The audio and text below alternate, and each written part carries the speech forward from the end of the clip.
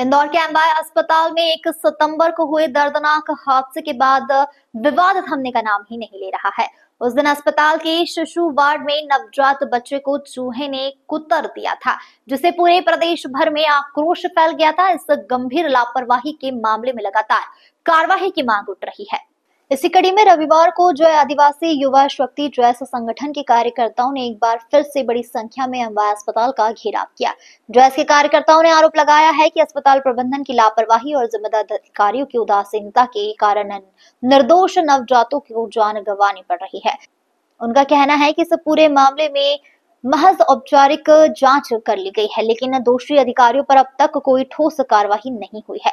प्रदर्शनकारियों ने एमवाय अस्पताल के डीन समेत अन्य जिम्मेदारों पर गैर इरादतन हत्या का प्रकरण दर्ज करने की मांग की है।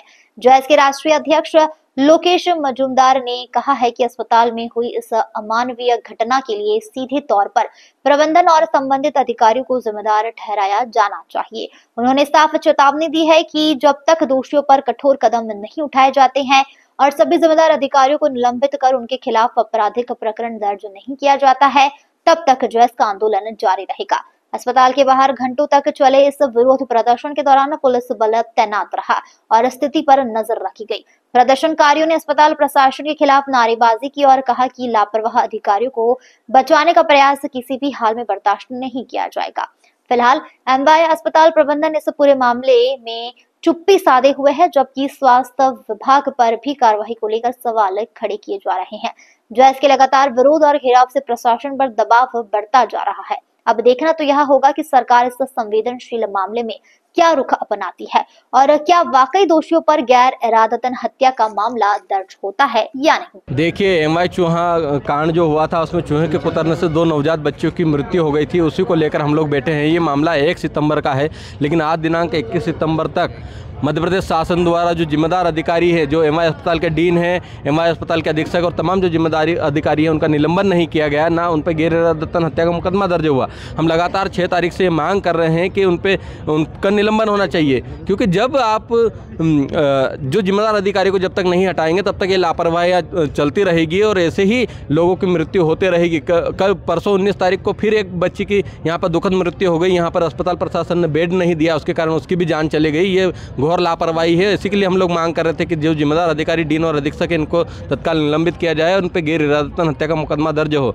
आपने भी वो तस्वीर देखी है बच्ची की, जिस तस्वीर में बच्ची की 4 उंगलियों को खाया गया है, ये तस्वीर है। और इस तस्वीर को देखकर हर किसी का दिल सहमा, लेकिन माननीय मुख्यमंत्री मोहन यादव जी का दिल न डरा, न दर्द हुआ, न उनमें संवेदना जागी। इसीलिए उन्होंने जब 17 तारीख को यहाँ पर एमवाय अस्पताल का विजिट किया, ये घटना के 17 दिन बाद, तब भी एमवाय अस्पताल की चूहे कांड की घटना पर एक शब्द नहीं बोले। तो ऐसे असंवेदनशील मुख्यमंत्री जी को इस्तीफा देना चाहिए।